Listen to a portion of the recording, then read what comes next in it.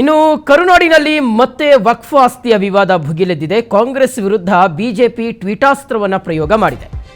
ಓಲೈಕೆ ರಾಜಕಾರಣ ಮಾಡ್ತಾ ಇದೆ ಅಂತ ಬಿಜೆಪಿ ನಾಯಕರು ಕಿಡಿಕಾರಿದ್ದಾರೆ. ಕರುನಾಡಿನಲ್ಲಿ ಮತ್ತೆ ವಕ್ಫ್ ಆಸ್ತಿಯ ವಿವಾದ ಭುಗಿಲೆದ್ದಿದೆ. ಬಿಜೆಪಿ ಈಗ ಕಾಂಗ್ರೆಸ್ ವಿರುದ್ಧ ಆಕ್ರೋಶವನ್ನು ವ್ಯಕ್ತಪಡಿಸಿದೆ. ಸೊ ಈಗ ಓಲೈಕೆ ರಾಜಕಾರಣ ಮಾಡ್ತಾ ಇದೆ ಅಂತ ಕೇಸರಿ ನಾಯಕರು, ಬಿಜೆಪಿ ನಾಯಕರು ಕಾಂಗ್ರೆಸ್ ವಿರುದ್ಧ ಕಿಡಿಕಾರಿದ್ದಾರೆ. ವಕ್ಫ್ ವಿವಾದದಲ್ಲಿ ಹಾಗಾದ್ರೆ ಅನ್ನದಾತರು ಸಿಲ್ಕ್ ಹಾಕೊಂಡ್ರ? ಕಾಂಗ್ರೆಸ್ ಸರ್ಕಾರ ರೈತರ ಅಸ್ತಿತ್ವಕ್ಕೆ ಕುತ್ತು ತರ್ತಾ ಇದೆಯಾ? ಸರ್ಕಾರ ಓಲೈಕೆ ತುಷ್ಟೀಕರಣ ರಾಜಕಾರಣ ಮಾಡ್ತಾ ಇದೆಯಾ? ವಕ್ಫ್ ವಿವಾದದಿಂದ ಅನ್ನದಾತರಲ್ಲಿ ಈಗ ಆತಂಕ ಸೃಷ್ಟಿಯಾಗಿದೆ. ಇದು ರೈತನ ಮಾಲೀಕತ್ವದ ಹಕ್ಕು, ಭವಿಷ್ಯದ ಪ್ರಶ್ನೆ ಹೀಗಂತ ಬಿಜೆಪಿ ಟ್ವೀಟ್ ಮಾಡಿದೆ. ರೈತರನ್ನ ಕಾಂಗ್ರೆಸ್ ಕಡೆಗಣಿಸ್ತಾ ಇದೆ ಅಂತ ಬಿಜೆಪಿ ಟ್ವೀಟ್ ಮಾಡೋದರ ಮೂಲಕ ಆಕ್ರೋಶವನ್ನ ಹೊರಹಾಕಿದೆ. ಬಿಜೆಪಿ ಟ್ವೀಟ್ನಲ್ಲಿ ಏನಿದೆ ಅನ್ನುವಂಥದ್ದು, 1,80,000ಕ್ಕೂ ಹೆಚ್ಚು ರೈತರ RTCಗಳಲ್ಲಿ ವಕ್ಫ್ ಅನ್ನುವ ಒಂದು ಹೆಸರು ಉಲ್ಲೇಖ ಆಗಿದೆ. ಅಂದರೆ ಅವರ ಆಸ್ತಿ ವಕ್ಫ್ ಆಸ್ತಿ ಅಂತ ಉಲ್ಲೇಖ ಮಾಡಲಾಗಿದೆ. 3 ಲಕ್ಷ RTCಗಳನ್ನು ವಕ್ಫ್ ಅಡಿ ತರಲು ಸರ್ಕಾರ ಕ್ರಮವನ್ನು ಕೈಗೊಂಡಿದೆ. 31 ಜಿಲ್ಲೆಗಳ ರೈತರ ಆಸ್ತಿಗಳು ಈಗ ವಕ್ಫ್ ಆಸ್ತಿ ಅಂತ ಆತಂಕಭರಿತವಾಗಿರ್ತಕ್ಕಂಥ ಅಂಶ ಉಲ್ಲೇಖವಾಗಿದೆ ಅಂತ ಈ ಸಂದರ್ಭದಲ್ಲಿ ಬಿಜೆಪಿ ವಿರೋಧವನ್ನು, ಆಕ್ರೋಶವನ್ನು ವ್ಯಕ್ತಪಡಿಸ್ತಾ ಇದೆ.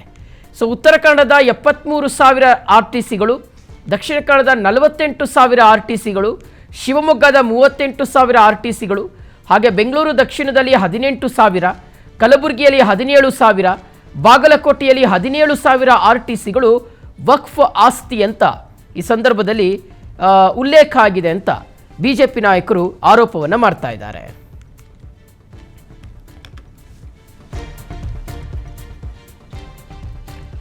ಸೊ ವೀಕ್ಷಕರು ಗಮನಿಸ್ತಾ ಇದ್ದೀವಿ ಯಾವ್ಯಾವ ಜಿಲ್ಲೆಗಳಲ್ಲಿ ಎಷ್ಟೆಷ್ಟು RTCಗಳಲ್ಲಿ ವಕ್ಫ್ ಆಸ್ತಿ ಅಂತ ಉಲ್ಲೇಖ ಆಗಿದೆ ಅನ್ನುವಂಥದ್ದು. ಉತ್ತರ ಕನ್ನಡದ 73,000 RTCಗಳಲ್ಲಿ ಇದು ವಕ್ಫ್ ಆಸ್ತಿ ಅಂತ ಉಲ್ಲೇಖ ಮಾಡಲಾಗಿದೆ ಅನ್ನುವಂಥದ್ದು ಈಗ ಬಿಜೆಪಿ ನಾಯಕರ ಆರೋಪವಾಗಿದೆ. ಮಗದೊಂದು ಕಡೆ ದಕ್ಷಿಣ ಕನ್ನಡದಲ್ಲಿ 48,000 RTCಗಳು ವಕ್ಫ್ ಆಸ್ತಿ ಅಂತ ಉಲ್ಲೇಖ ಆಗಿದೆ.